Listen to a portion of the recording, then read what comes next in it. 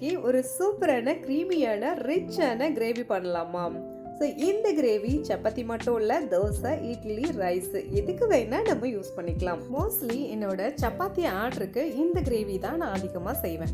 So வாங்க எப்படி பண்ணலான்னு பார்க்கலாம். நம்ம சேனலை இப்போ தான் ஃபஸ்ட் டைமாக பார்க்குறீங்க அப்படின்னா சப்ஸ்கிரைப் பண்ணி வைப்போங்க. ஃபஸ்ட்டு நம்ம சிக்கன் கிரேவி பண்ணுறதுக்கு வெங்காயம், தக்காளி எல்லாம் ரெடி பண்ணி வச்சுக்கலாம். அதுக்கப்புறமா சிக்கனையும் வாஷ் பண்ணி எடுத்துக்கலாம். ஸோ நான் இந்த கிரேவிக்கு யூஸ் பண்ணுறது என்னென்னா சின்ன வெங்காயம்.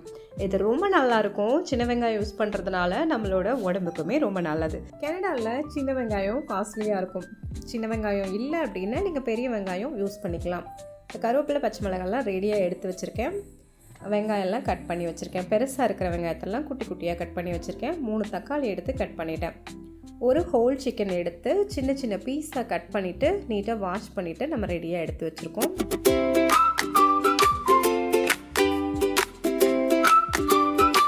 யூஷுவலாக சிக்கன் கிரேவிக்கு அடிக்கனமாக இருக்கிற ஒரு பாத்திரமாக எடுத்துக்கோங்க. அதில் ஆயில் போட்டுட்டு அப்புறம் ஸ்பைசஸ் எல்லாம் ஆட் பண்ணிக்கோங்க. ஸோ நம்ம சிக்கன் தாளிக்கிறதுக்கு ஏற்ற ஸ்பைசஸ் எல்லாம் கிராம்பு, ஏலக்காய், அதுக்கப்புறம் சோம்பு, இதுக்கப்புறம் பிரிஞ்சி இலை அந்த எல்லாமே சேர்த்துட்டு லைட்டாக ஆயிலில் சூடானதும் நம்ம கருவேப்பிலையை நம்ம போட்டுக்கலாம். இந்த ஃப்ரெஷ்ஷாக நம்ம கருவேப்பிலை போடும்போது நல்ல வாசமாக இருக்கும்.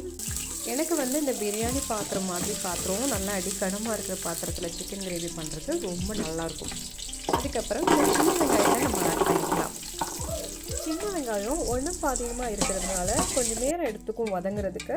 ஸோ நல்லா வதங்கட்டும். அதுக்குள்ளே நம்ம சப்பாத்திக்கு இந்த கிரேவி க்ரீமியான டெக்ஸ்சர் கொடுக்குறதுக்கு நம்ம ரெடி பண்ணலாம்.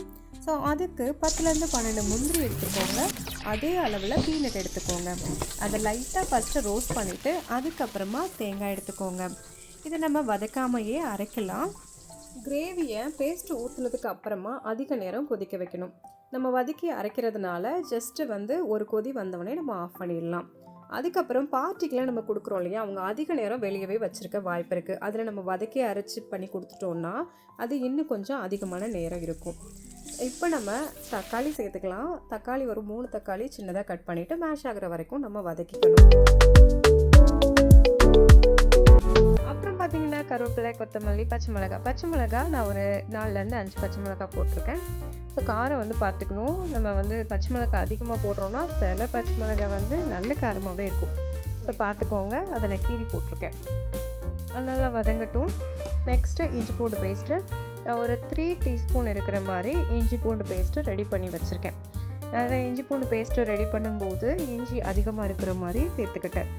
யூஸ்வலாக இந்த டைப்பில் நான் சிக்கன் கிரேவி பண்ணும்போது யூஸ்வலாக சப்பாத்தி, பரோட்டா, ரைஸு இந்த மாதிரி நான் பிளான் பண்ணுவேன். அந்த சமயத்தில் நான் எப்போவுமே ஒரு ஃபுல் சிக்கன் போட்டு பண்ணுறோம், எப்படியும் ஒரு ஹாஃப் ட்ரேக்கு மேலவே இருக்கும். ஸோ செகண்ட் டேவும் வச்சுக்கலான்னு பிளான் பண்ணுவேன்.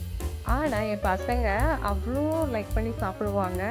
ஆக்சுவலாக கொஞ்சோண்டு கிரேவி மட்டும்தான் இருக்குமே தவிர மற்றதெல்லாம் முடிஞ்சு போயிடும். ஸோ உங்களுக்கும் வீட்டில் செய்யுங்க, நல்லாவே உங்களுக்கு அப்ரிஷியேட் பண்ணுவாங்க. உங்களுக்கும் சாப்பிட்றதுக்கு ரொம்ப பிடிக்கும் இந்த டைப் ஆஃப் கிரேவி. ஸோ நம்ம க்ளீன் பண்ணி வச்சுருந்த சிக்கன் எல்லாம் உள்ளே சேர்த்தாச்சு. இந்த வெங்காயம் தக்காளியோட நல்லா ஆட் ஆகிற மாதிரி ஒரு 10-15 நிமிஷத்துக்கு நல்லா வதக்குங்க. ஸோ நம்ம சால்ட்டு வெங்காய தக்காளியில் சேர்த்துருக்கோம் ஆல்ரெடி. ஒருவேளை வெங்காயம் தக்காளியில் சால்ட் ஆட் பண்ண மிஸ் பண்ணிட்டோம் அப்படின்னா இந்த சிக்கன் சேர்க்கும்போது சேர்த்துக்கோங்க. அப்போ தான் உங்களுக்கு ஜூஸியாகவும் நல்ல சால்ட்டு சேர்ந்து சிக்கன் சாப்பிட்றதுக்கு நல்ல டேஸ்ட்டாக இருக்கும். லேட்டராக பண்ணோன்னா சால்ட்டு சார்ந்திருக்காது, அவ்வளோ டேஸ்ட்டாக இருக்காது சிக்கனில். ஸோ நல்லா வதக்கிக்கோங்க. நான் சொன்ன மாதிரி 10-15 நிமிஷம் நல்லாவே வதக்கிக்கோங்க. அதுக்கப்புறம் வீட்டில் உள்ள மசாலா தான் நான் ஆட் பண்ணுறேன். ஃபஸ்ட்டு பார்த்திங்கன்னா ஒரு 2லேருந்து 2.5 டீஸ்பூன் இருக்கிற மாதிரி சில்லி பவுடரும், அதுக்கப்புறம் சீரகம், சோம்பு, மல்லி 3 சேர்ந்து கலந்துருக்கிற மாதிரி ஒரு 2 டீஸ்பூனும் நான் சேர்த்துக்கிட்டேன். அதை எல்லாமே தனித்தனியாக அரைச்சி வச்சுருக்கேன். ஊர்லேருந்து வரும்போதே அரைச்சி எடுத்துகிட்டு வந்துட்டோம். அதுக்கப்புறமா முக்கியமாக பார்த்திங்கன்னா தயிர். இந்த கிரேவிக்கு தயிர் சேர்த்திங்க அப்படின்னா நல்ல ரிச்சாகவும் டேஸ்ட் உங்களுக்கு சூப்பராகவும் இருக்கும். அதுக்கப்புறம் அந்த கோகோனட் பேஸ்ட் இருக்கு இல்லையா, இதெல்லாம் சேர்க்கும்போது உங்களுக்கு கிரேவிக்கு ஒரு டிஃப்ரெண்ட் ஃப்ளேவர் கொடுக்கும். ஸோ அதை நீங்கள் பார்க்கும்போது அந்த ஆயிலெல்லாம் லைட்டாக பிரிஞ்சு தெரியுதில்ல, அந்த மாதிரி தெரிகிறதுக்கு ரீசன் இந்த தயிரும் ஒன்று. அதுக்கப்புறம் நம்ம போட்டிருக்க பீனட்டு, முந்திரி அதெல்லாம், அப்புறம் தேங்காயிலே ஆல்ரெடி ஆயில் இருக்கும். ஸோ அதெல்லாம் சேர்த்து தான். ஸோ ரொம்ப நேரமாக நம்ம சிக்கன் கிரேவி பண்ணிகிட்ருக்கோம்ல, லைட்டாக ஒரு டீ குடிச்சிக்கலாம் அப்படின்னு சொல்லிட்டு அப்படியே டீயும் சைட் பை சைடாக போட ஆரம்பிச்சிட்டேன். பாருங்கள் எவ்வளோ சூப்பராக இருக்குது பார்த்தீங்களா. செம்மையாக ரெடி ஆகிட்டுருக்கு. சிக்கன் அட்லீஸ்ட் 20 மினிட்ஸ் ஆச்சும் வேக விட்டுருங்க. நல்ல ஜூஸியாக நல்லா டெண்டராக இருக்கும். அதுக்கு மேலே நீங்கள் ஓவர் குக்கும் பண்ண வேண்டிய அவசியம் இல்லை.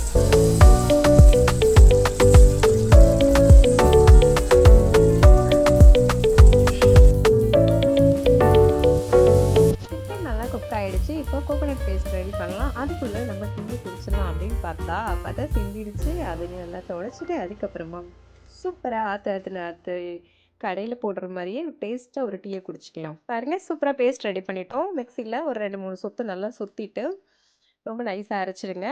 அதுக்கப்புறமா இந்த கிரேவியில் ஊற்றிடுங்க. எனக்கு சிக்கன் ஃப்ளேவர் ரொம்ப வரணும் அப்படின்னா பேஸ்ட்டு கம்மியாக ஆட் பண்ணிக்கோங்க.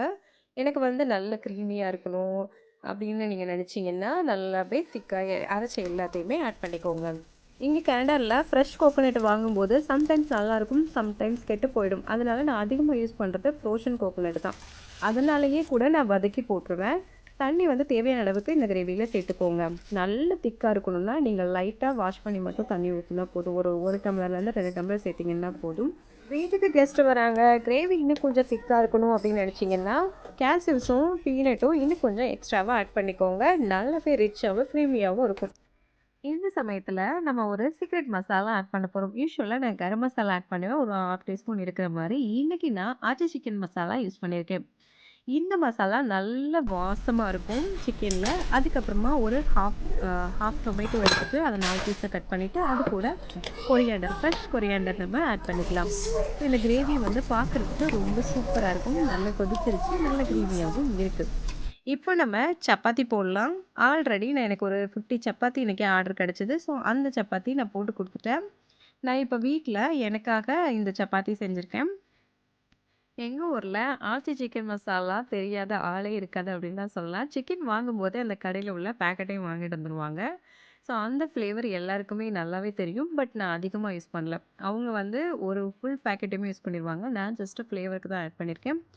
அதை ஆட் பண்ணலைனாலும் நீங்கள் கரம் மசாலா யூஸ் பண்ணிக்கோங்க. இப்போ நம்ம வீட்லேயே ஃப்ரெஷ்ஷாக சப்பாத்தி ரெடி பண்ணியாச்சு. அது கூட நம்ம வச்சுருக்க கிரேவியை நம்ம ஆட் பண்ணி டேஸ்ட் பண்ணலாம். ஆக்சுவலாக என் பசங்க இப்போவே சாப்பிட ஆரம்பிச்சிட்டாங்க. ரொம்ப கம்மியாக தான் கிரேவி இருக்குது.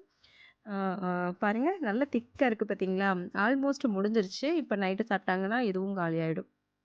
இது போலவே டேஸ்ட்டாக யம்மியாக க்ரீமியாக செஞ்சு சாப்பிட்டு பாருங்கள். உங்களுக்கு கண்டிப்பாக ரொம்ப பிடிக்கும்னு நான் நம்புகிறேன்.